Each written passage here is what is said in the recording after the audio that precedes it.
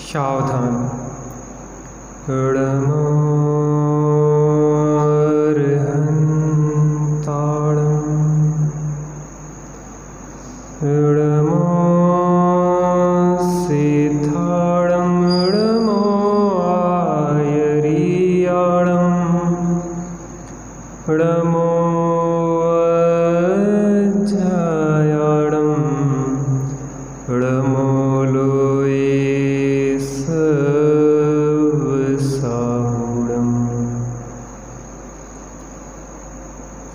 राम कहानी सुनो रे, राम कहानी, राम कहानी सुनो रे, राम कहानी। सुनत हरस आवे,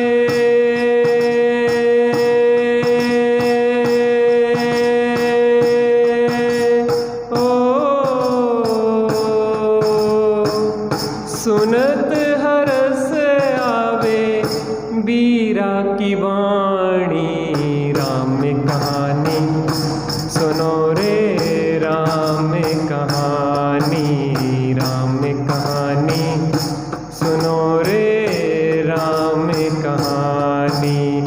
श्री राम जय राम जय जय राम, श्री राम जय राम जय जय राम, श्री राम जय राम जय जय राम, श्री राम जय राम जय जय राम।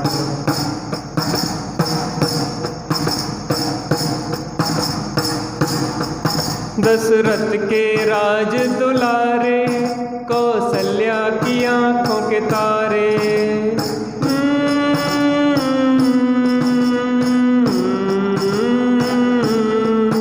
दशरथ के राज दुलारे, कौशल्या की आंखों के तारे। वे सूर्य वंश के सूरज, वे रघुकुल के उजियारे।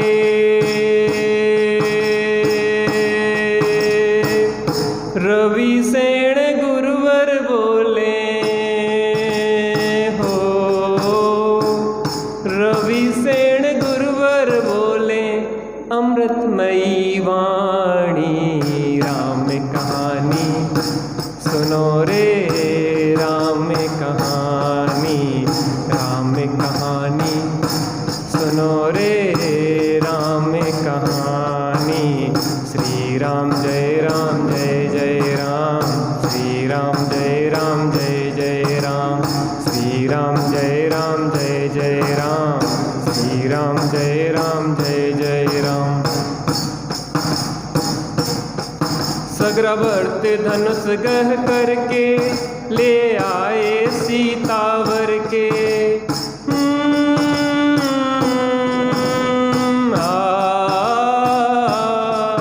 सग्रावर्त धनुष गह करके ले आए सीतावर के।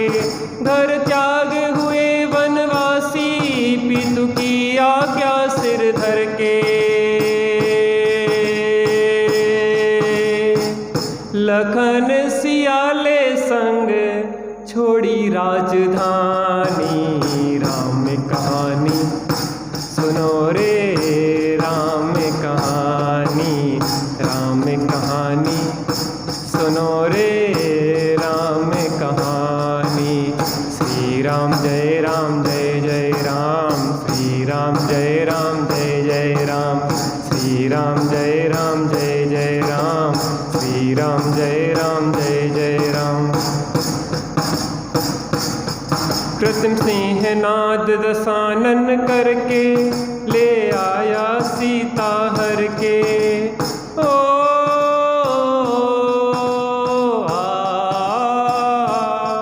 कृत्रिम सिंह नाद दशानन करके ले आया सीता हर के। घर त्याग रघुवर फिरे वन वन में, सीता की रटन को रटते। समता धरी सीता ने तत्व ज्ञान बल से। राम कहानी सुनो रे, राम कहानी, राम कहानी सुनो रे राम कहानी। श्री राम जय राम जय जय राम, श्री राम जय राम जय जय राम, श्री राम जय राम जय जय राम, श्री राम जय राम जय जय राम। श्री राम ने हनु पठायो, हनु राम दूत बन आयो।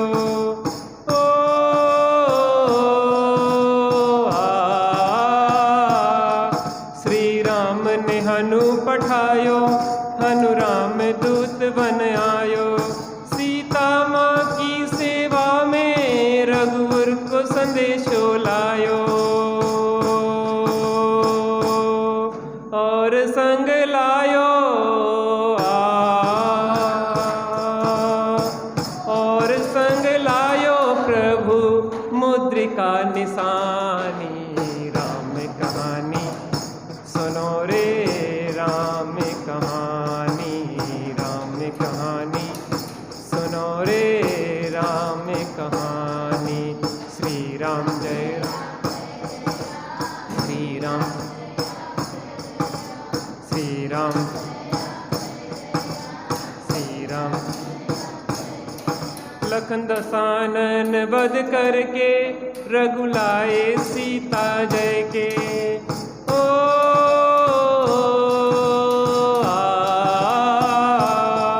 लखन दसानन वध करके रघुलाए सीता जय के। और भेंट में दे दी लंका विभीषण ज्ञानी को जय के। लखन सियाले संग आए राजधानी। राम कहानी सुनो रे राम कहानी, राम।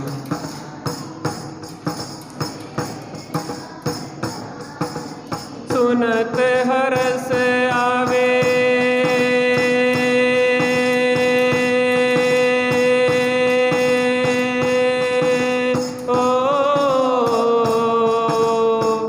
सुनत हरस आवे बीरा की वाणी।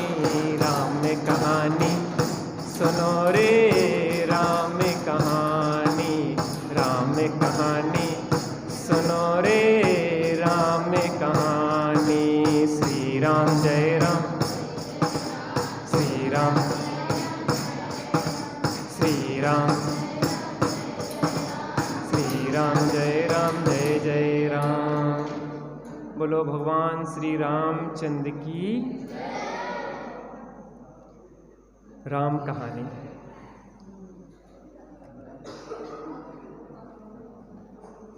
भगवान आत्मा, भगवान आत्मा अनंत गुणों का धाम है। उस अनंत गुणों के धाम रूप जो भी उस भगवान आत्मा का आश्रय लेता है, वह पर्याय में भी प्रकट परमात्मा बन जाता है। बस हमें दृष्टि करने की जरूरत है। हम दूसरों की ओर देखते रहते हैं अपने सुख के लिए, पर में हमारा सुख था नहीं, है नहीं और हो सकता नहीं। जिसने पर में सुख खोजा आज तक उसको कुछ भी नहीं मिला। सुख तो नहीं मिला, अपितु दुख और बंधन ही मिला। और जिसने अंतर में खोजा उसे अतीन्द्रिय आनंद और निर्बंध दशा प्राप्त हुई है। चुनाव हमारा है कि हमें क्या चुनना है। हमें निर्बंध दशा, आनंदमय दशा चुनना है कि हमें बंधन और संसार के दुख चुनना है। वह हमारे ऊपर निर्भर है। यहाँ पे अपनी चर्चा हो रही थी आदिनाथ भगवान के शासन काल से कथा प्रारंभ होके मुनीसोव्रत तीर्थंकर के शासन काल तक आई। 20 तीर्थंकर के शासन काल से यह गुजरी। चर्चा कुछ की हुई।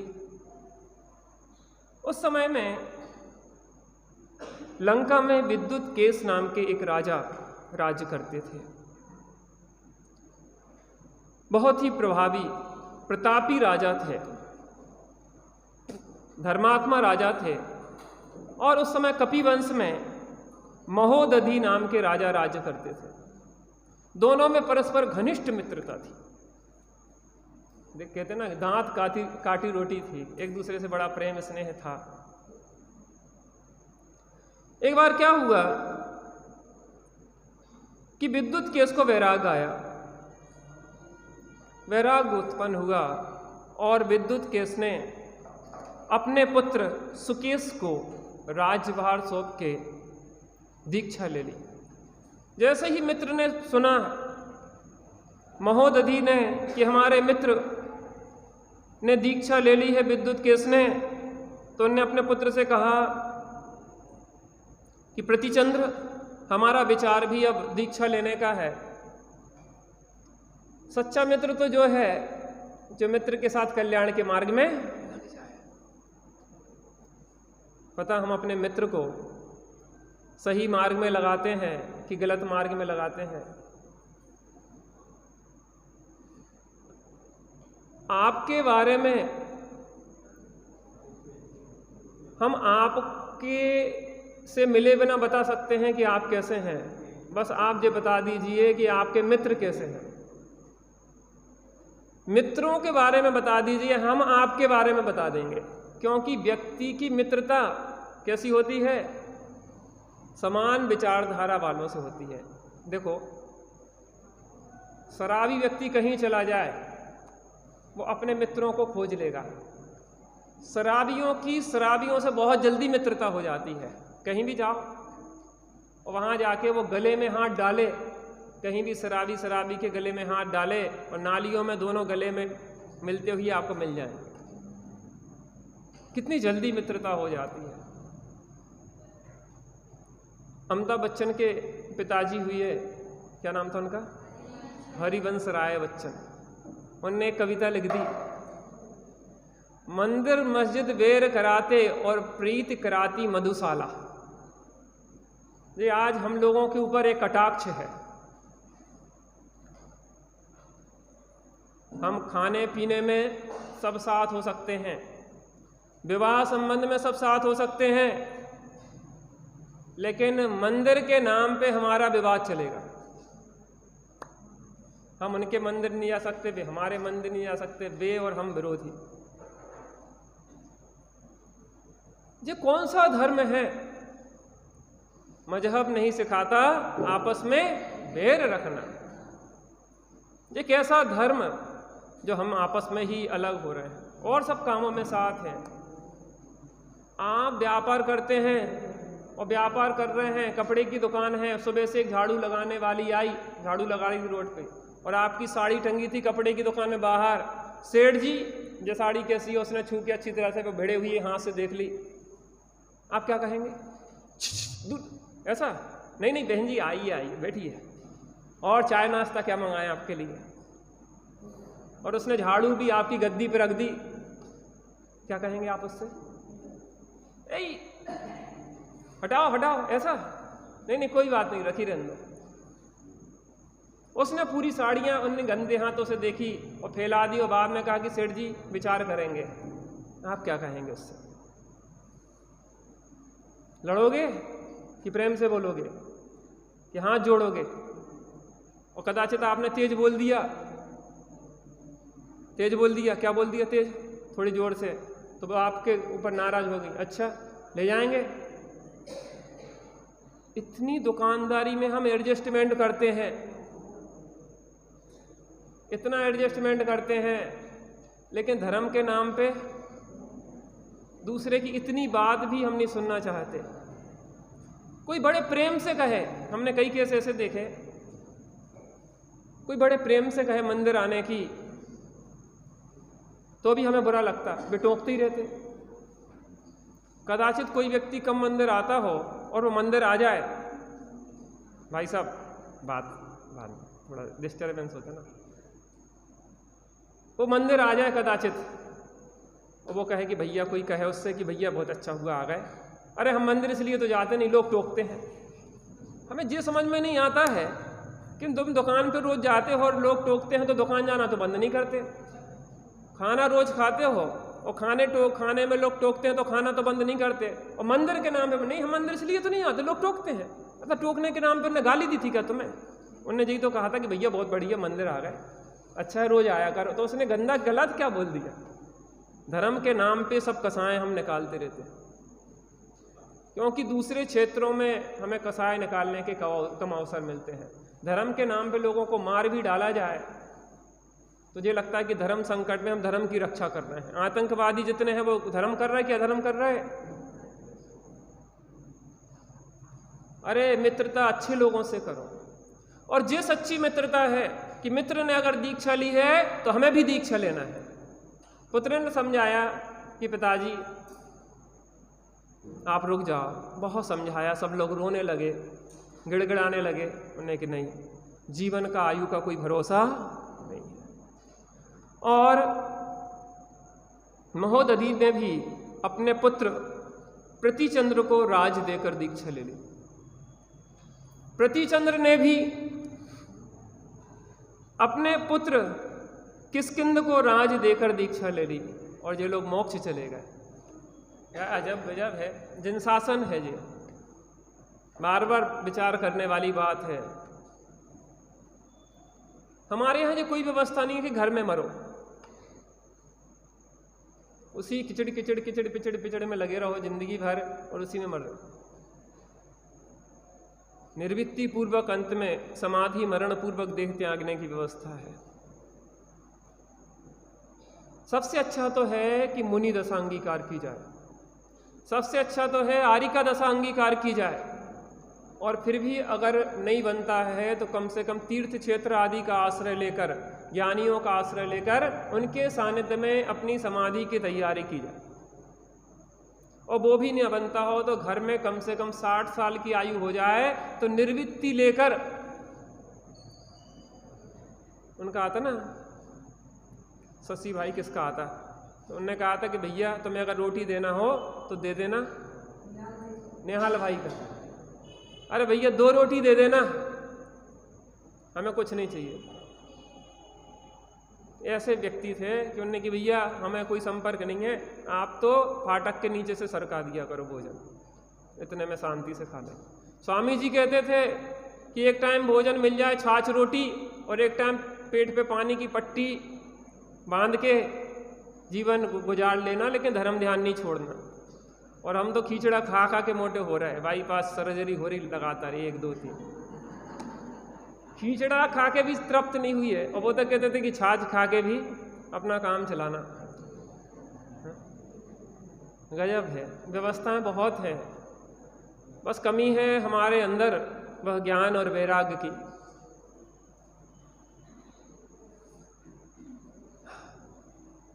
नहीं होगा ऐसे काम, जीवन का कोई ठिकाना नहीं है। कल चर्चा की थी, कितने चले गए और कुछ जाने को तैयार, अपना भी नंबर लगा है, कब तक निश्चिंत बैठेंगे। तो प्रतिचंद्र ने कहा किष्किंध से कि अब मैं भी दीक्षा लेके जाता हूँ। वो भी दीक्षा लेके चले गए। अब अपनी कहानी आगे बढ़ती है। पृष्ठ क्रमांक 34 छंद क्रमांक 52। कर शासन प्रतिचंद्र वीर भी छोड़े अंत में सब संबंध, हुए स्वयं दीक्षित वन में जा, बना राज शासक की कंद। दे यथार्थ मानव है जग में, जो करते वैभव का त्याग, समझ न सकते वे मनुष्यता, जिन्हें विश्व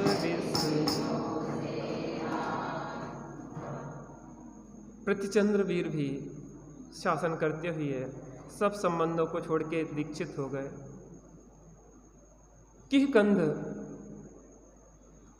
किष्किंध राजा बन गया। यहाँ पे एक शिक्षा दी है कि वे यथार्थ मानव है जग में, जो करते वैभव का त्याग। हमें ऐसा लगता है कि तीर्थंकर, चक्रवर्ती और कामदेव 3-3 पदवी के धारी, 3 तीर्थंकर सब छोड़ के चले गए। क्या उनने छोड़ा है कि कुछ पाया भी है? कुछ पाया कि बहुत कुछ पाया? कुछ पाया कि बहुत कुछ पाया? छोड़ा है कि जो छूटा था उसको छूटा जाना?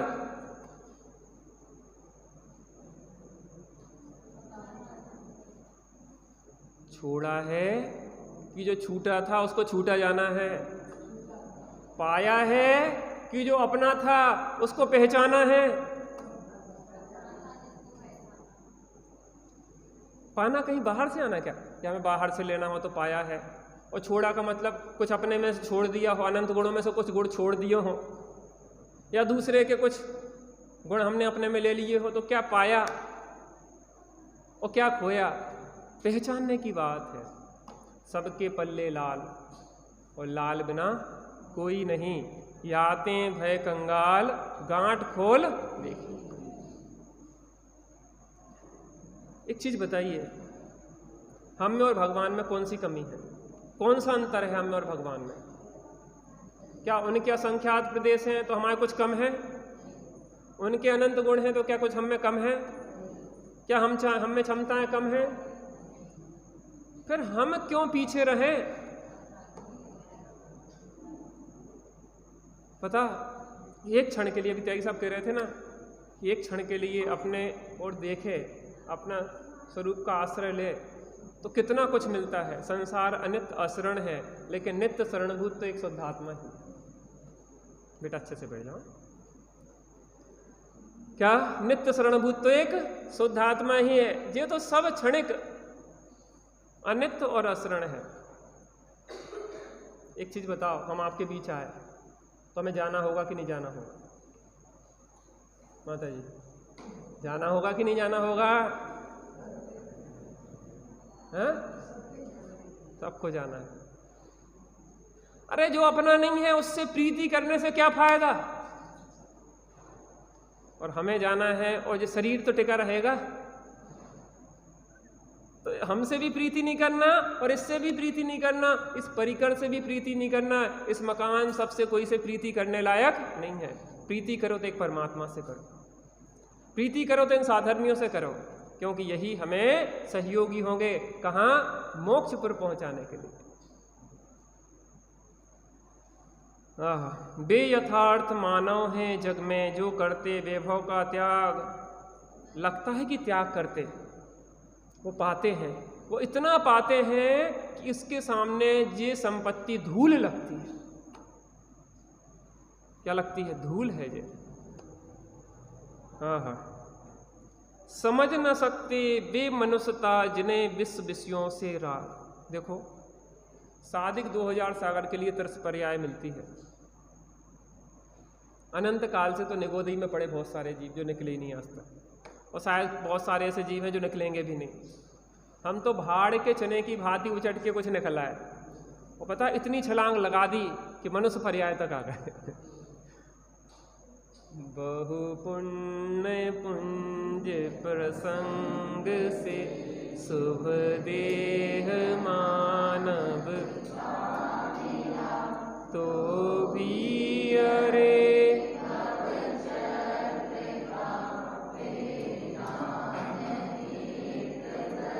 मनुष्य पर्याय में अगर फेरा नहीं टाल पाए, ये पंच परावर्तन रूप संसार के अनंत पंच परावर्तन किए हैं, और अभी भी अगर यह नहीं रुका तो कहाँ फेरा टालेंगे? आप तो हम विचार करें इस विषय। एक स्वर्णिम अवसर है सादिक 2000 सागर में, जो 100 अधिक है, वो कुछ मनुष्य पर्याय के भाव हैं, बहुत थोड़े से। उसमें भी बताते हैं कि स्त्री पुरुष नपुंसक के, उसमें भी पर्याप्तक और अपर्याप्तक के कितने से भाव, वो शायद ये अंतिम भाव हुए। अभी भी अगर फेरा नहीं डाला तो कहते चय थावर्तन धरे यो परिवर्तन।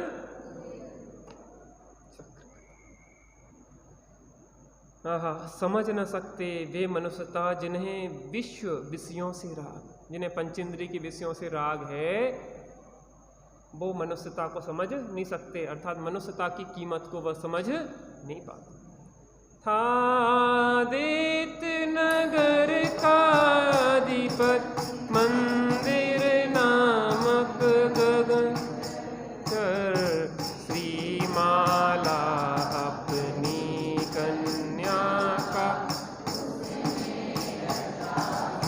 अंबर भेज दूत उस विद्याधर ने भूपों को बुलवाया। देश का पुत्र विजय भी वहाँ हर्ष युद्ध आया था। क्या हुआ? आदित्य नगर के राजा थे जिनका नाम था मंदिर। क्या नाम था? मंदिर। वह राजा की एक बहुत सुंदर पुत्री थी, उसका नाम क्या था? श्रीमाला। राजा मंदिर ने अपनी पुत्री के लिए स्वयंवर रचा। क्या रचा? स्वयंवर।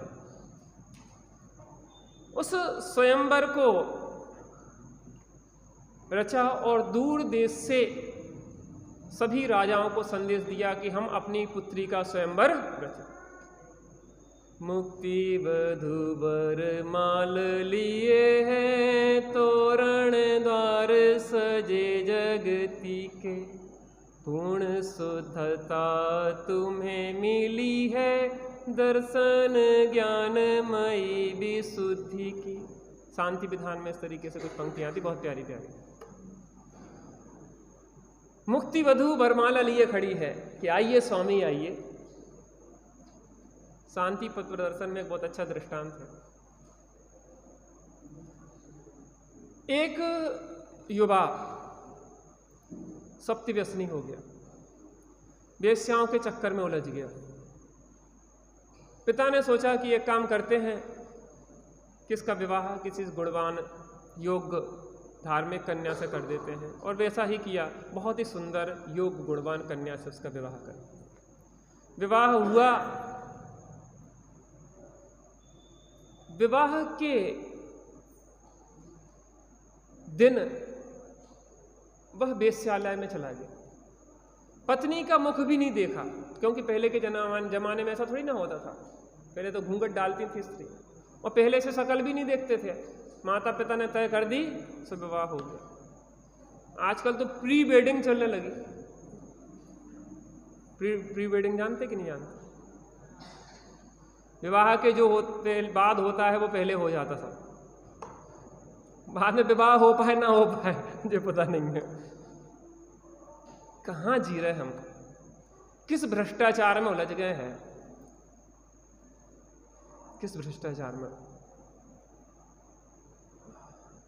जिस रावण को हम गालियां देते हैं, हमसे तो बहुत अच्छा है वो।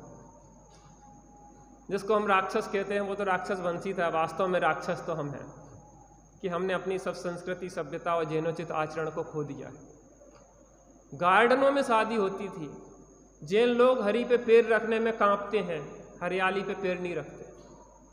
कांपते हैं क्योंकि अनंत जीव हैं उस हरियाली में, पैर नहीं रखते हरी जहाँ पे घास उगरी हो। और आजकल गार्डन बिल्कुल ग्रीन होना चाहिए, सॉफ्ट घास, आराम से लेट जाओ उस पर, सॉफ्ट गद्दे जैसी घास स्पेशल उगाई जाती है। अनंत जीवों का घात हो रहा है, चल रहे हैं, घूम रहे हैं, सैकड़ों प्रकार की चीजें। कौन बना रहा है, क्या हो रहा है, कुछ नहीं पता है। इक्का दुक्का कोई अगर शालीन व्यक्ति कहे कि हम रात में भोजन नहीं करते, हम यहाँ वहाँ नहीं जाते, इसका नहीं करते, तो उसको बेचारे को नीचे दिखाने से भी नहीं चूकते। जी आगा चौथे काल के। एक कहानी पढ़ी आपने रात्रि भोजन वाली? 2-4 लोगों ने रात्रि भोजन नहीं किया और क्या हुआ था? भोजन में क्या गिर गया था? सांप गिर गया था। और जो पहले कह रहे थे कि जो साक्षात स्वर्ग जा रहे हैं, जाएंगे, और वे स्वयं स्वर्ग जाने की तैयारी में लग गए। 2-4 ने जिनने भोजन नहीं किया था वो कहीं उन्हें अस्पताल ले गए और उनमें से कुछ बच पाए। इन पुअर संस्कृति में कुछ नहीं रखा। वेश्यालय चला गया। वेश्यालय चला गया तो वहाँ पे क्या हुआ? वेश्यालय ने कहा, देखो स्वामी, हमें आपसे बड़ी प्रीति है। अच्छा, बड़ी प्रीति है आपको हमसे? नगर नार को प्यार यथा कादे में हेम। वेश्या का कभी प्रेम होता है? वेश्या पूर्ण भेद विज्ञानी है, उसकी द्रव्य दृष्टि है। चाचा, वेश्या की कौन सी दृष्टि है? द्रव्य दृष्टि। जिसके पास द्रव्य होते हैं उसके ऊपर दृष्टि डालती है, उस द्रव्य पे दृष्टि है, मनुष्यों पे भेद नहीं करती। वो नहीं देखती कि कौन है, क्या है, कैसी शकल सूरत क्या है, उसको कोई मतलब, उसको द्रव्य से मतलब है। जब तक तुम्हारे पास पैसे हैं तब तक वो ऐसा लगेगा कि ये हमारी है, और जैसे पैसा गए उसको कोई मतलब नहीं, वो पहचानने से भी मना कर देगी कि हम जानते नहीं तुम कौन हो। द्रव्य दृष्टि उससे सीखना चाहिए हमें। लेकिन उसकी तो वो मिथ्या बात है। तो उस वेश्या ने कहा, स्वामी हमें आपसे प्रीति हो गई है, बहुत समय से आपके साथ रहे हैं। मैंने एक स्वप्न देखा रात्रि में। क्या स्वप्न देखा प्रिय तुमने? मैंने जो स्वप्न देखा, अगर आप अपनी पत्नी की शकल देखेंगे तो आपकी आंखें फूट जाएंगी, अंधे हो जाएंगे आप। सही बात थी कि झूठी? ऐसा ही मिथ्यात्व कहता है, अगर तुम शुद्धात्मा को देखोगे तुम बर्बाद हो जाओगे। बात सही है, तुम संसार के काम के नहीं रहोगे। जो मोही जन इसलिए तो भ्रमाते रहते हैं कि एक बार अपने को देख लिया, एक बार सच्चे रूप में देवशास्त्र गुरु से मिल गए। जो जानता अरिहंत को द्रव्य गुण पर्याय से, वह जानता निज आत्मा द्रग्मो। उसका एक बार सच्चे रूप से द्रव्य गुण पर्याय से अरिहंत को जान ले। द्रव्य गुण पर्यायों से जिन सम निज को जाना। आगे क्या है? वेद ज्ञान बिन नहीं मिलेगा भव का कभी किनारा। निकले प्रभु वर नाम तुम्हारा, नाम तुम्हारा। तो उसने कहा कि तुम देख नहीं लेना अपनी स्त्री को। जैसे ही ये खोटे लोग जो हमें संसार में फंसाना चाहते हैं, वो देवशास्त्र गुरु से हमें मिलने नहीं देते। और वो क्या करता था, घर पे आए तो आंख पे पट्टी बांध लेता था। जब भी स्त्री के सामने जाए तो आंख पे पट्टी बांध ले। पत्नी को समझ में नहीं आया कि क्या गड़बड़ है। पत्नी भी समझदार थी, चतुर थी। उसने कहा, जानकारी की, उसको पता पड़ गया कि सब क्या खेल है। उन्हें कि हम समझते हैं, हम भी आपका हित चाहते हैं। आप दोनों आंखें नहीं खोलना, एक आंख खोल लेना। एक आंख खोल के देखो तो एक फूट जाएगी तो एक से तो काम चलेगा। उसके व्यवहार से तो वो संतुष्ट था ही। उसकी बात मान के उसने एक आंख खोली और जैसे ही देखा, और जहां सम्यक दर्शन होता है और वैसे ही सम्यक ज्ञान की दूसरी नेत्र भी खुल जाता है। तो फिर दूसरी पट्टी हटाने के लिए कहना पड़ा होगा, खुल गई होगी। क्योंकि सम्यक दर्शन और सम्यक ज्ञान एक साथ ही युगपद होते हु प्रकाश दीपकते।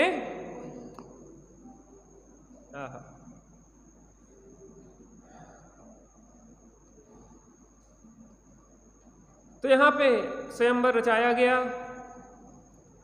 मंदिर ने अपनी कन्या श्रीमाला के लिए दूतों से सभी राजाओं को संदेश भेज दिए गए, और वह राजा वहां पे सब मंडप में आके बैठ गए। वहां से श्रीमाला बरमाला लेके चली आ रही थी। सब आतुर थे देखने के लिए कैसी होगी, लेकिन जैसे ही देखा उनकी कल्पना से भी बहुत अधिक सुंदर थी। जैसे आत्मा को जिसने आज तक नहीं निहारा है, जिसने चर्चा सुनी है, लेकिन तुमने जितनी चर्चा सुनी है, हमने जितनी चर्चा सुनी है, जब निहारेंगे तो उससे भी बहुत उत्कृष्ट निकलेगी वो। जिसकी चर्चा इतनी सुंदर, वो कितना। जब एक रतन अनमोल है तो फिर रत्ना करके सा होगा। जिसकी चर्चा ही है सुंदर तो अरे वाह देखो बच्चे भी, आपकी वो नातिन नहीं आई, वो भी बढ़िया सुनती है, सो गई लगता है। हाँ, वो भी बढ़िया बजाती रहती है। पता है ये भी संस्कार पड़ते हैं। अभी फिल्मी गानों की धुन पे नाचते थे, उनके साथ धुन में धुन मिलाते थे। कभी इसमें भी लय मिला के देखो ना, जीवन बदल जाएगा। संस्कार तो इतने छोटे से पड़ते। हमारे यहाँ शिविर लगाते तो हम 45 दिन के बच्चे से एडमिशन प्रारंभ कर देते। आप कहेंगे 45 दिन में क्या समझेगा? 45 दिन में ये समझेगा कि कहाँ बैठना है और कहाँ नहीं बैठना है। प्रारंभ किस शब्द से करना है बोलने का? मम्मी पापा से नहीं, ओम। और 45 दिन के बालक को जैसे बुलवाते थे, ओम बोलो, ओम बोलो, नमो अरहंताड़म, नमो अरहंताड़म। अभी बोल नहीं पा रहा लेकिन अंदर में जाता है। अरे अभिमन्यु गर्भ में सीख सकता है तो हम 45 दिन के बालक को क्यों नहीं सिखा सकते? और एक बार अगर इतने छोटे से अगर संस्कार मिल गए तो कभी भी वो जिन शासन को लज्जित नहीं करेंगे। पाठशाला तो जरूर चलना चाहिए, और पाठशाला एज बाई एज। हम शिविर में 6 क्लासेस चलाते हैं, बल्कि 7 क्लासेस चलाते हैं। सबसे छोटे बच्चे जो खेल कूद में प्ले में सीखते हैं उनकी अलग क्लास होती है, और छोटे बच्चों के लिए 2-2 3-3 टीचर होते हैं, और उनके साथ नाचते कूदते हुए वो सिखाते हैं गोदी में ले लेके उन्हें सिखाते रहते हैं। खेल भी मस्ती भी होती है, और हमें भी जब इच्छा होती है तो बच्चों के साथ हम भी पहुंच जाए। सबसे ज़्यादा छोटी क्लासों में मज़ा आता है उनके साथ, बढ़िया। सही बताएं, आप दुखी हो तो छोटे से बच्चे के पास चले जाओ, उसके पास जाके आपका दुख दर्द पीड़ा कम हो जाएगी। आपका ब्लड प्रेशर जो बढ़ रहा था ना, वो क्या होगा? नॉर्मल आ जाएगा। आपका ब्लड शुगर नॉर्मल आ जाएगा।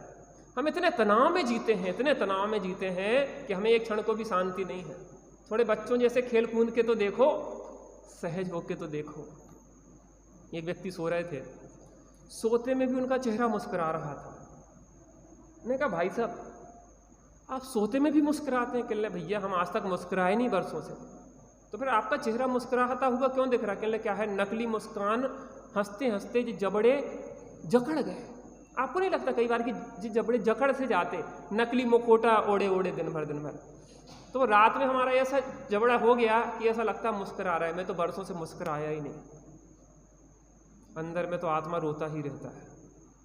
सही बताओ, हम कृत्रिम हंसी हंसते हंसते थक नहीं गए? बनावटी लोगों का आदर सत्कार करते करते हमें बहुत प्रसन्नता हुई आपके आने पे, और अंदर में तो ये लग रहा है कि कहाँ से बला आ गई। जी बिल्कुल नकली चल रहा पूरा। ओवर नहीं करो, सहज। आप जो भोजन करते वो अतिथि को खिलाओ तो जिंदगी भर आप उसको अपने साथ रख सकते हैं। और आपने ज़्यादा नाटक किया तो 2 दिन में आप थक जाओगे। कब पंडित जी विचार तो करो। आपके तो पंडित जी, हम लोग तो रोज खाते रहते, इसका मतलब पंडित जी खाते नहीं है। और समस्या ये है कि पंडित जी एक दिन जा रहा है तो सब लोगों को खींचड़ा खिलवाना, अब पंडित जी तो रोज ही खींचड़ा खा के थक गए। और यानी कि सहजता आना चाहिए जीवन में, यानी कि सबके साथ कह रहे। पहले पता बारातें 7-7 दिन रुकती थी, और मीठा के नाम पे ज़्यादा चीज़ें नहीं बनती थी। बेल लड्डू बनते थे कि सिर में मार दो तो सिर फूट जाए, और घड़े भर के बनते थे तो खूब खाओ।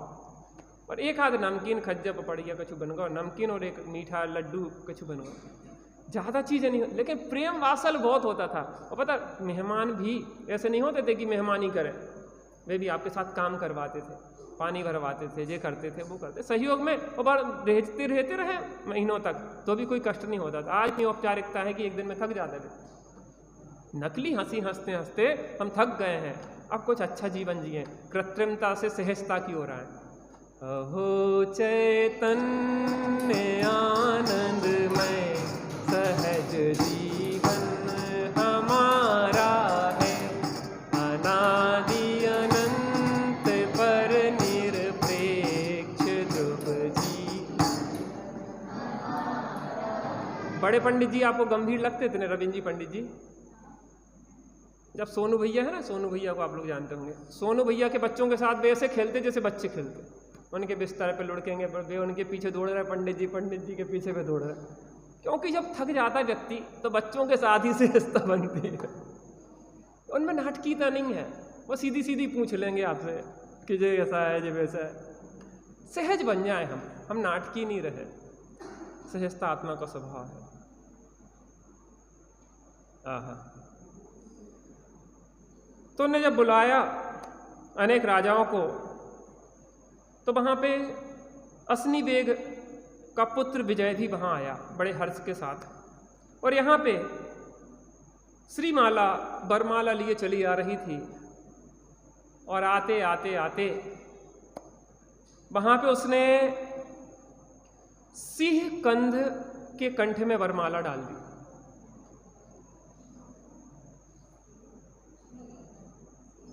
सॉरी, किहकंद, मैं सिंह कंध बोले, किहकंद के कंठ में वरमाला डाल दी। चूंकि जे अग्निवेश का पुत्र जो विजय था, जो बहुत बड़े राजा थे, ये सब छटपटा आ गए। ये क्या किया, ये क्या किया, ये क्या किया। हम इतने बड़े बड़े राजा महाराजाओं के पुत्र बैठे हैं, और तुमने इसको, इस बंदर, उछल कूद करने वाले बंदर के, क्योंकि ये बानर वंशी थे ना, और इनके मुकुट में भी बानर का चिन्ह था, इस बंदर के। और सब में युद्ध प्रारंभ हो गया, घोर युद्ध हो गया। आप सोचो, ये विषयों में कैसे व्यक्ति कितने पाप करता है। एक स्त्री के चक्कर में कितने हजारों लोगों को आपस में सेनाएं खड़ी हो गई और मार काट शुरू हो गई। रुधिर की धारा बहने लगी और सबने अपने अपने क्रोधों को उतार लिया। पता,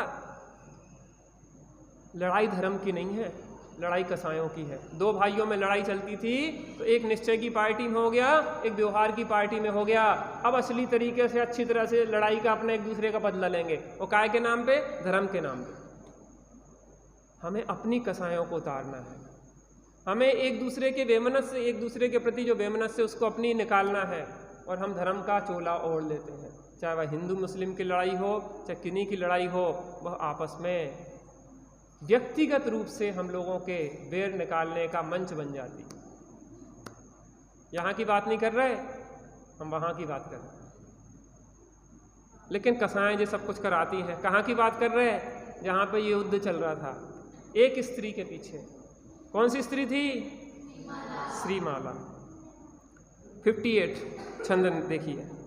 मरे अनेकों वीर युद्ध में, वही रुधिर धारा, मानो सबने उसी भूमि के निज निज क्रोध उतारा। लंकापति दौड़े आए रण में, देख उसे किहकंद समय पर मुदित हुआ। सुकेश और किहकंद की बहुत मैत्री थी, क्योंकि लंका वंशी और बानर वंशियों की शुरू से ही मित्रता रही, एक दूसरे का सहयोग करते रहे। तभी तो वो आता ना कि हनुमान जी लंकापति की मदद की, सॉरी हाँ, वाली आदि ने और सुग्रीव जी सब एक दूसरे से संबंध रहे हैं, उनका आपस में शुरू से घनिष्ठता रही। तो यह जो सुकेश था, वह तत्काल दौड़ा हुआ वहाँ पे लंकापति आया। उसने कहा कि तुम किहकंद, तुम चिंता नहीं करो, तुम जाओ, मैं निपट लूँगा। मैं कहानी पढ़ रहा था, बड़ी गजब की कहानी लगी।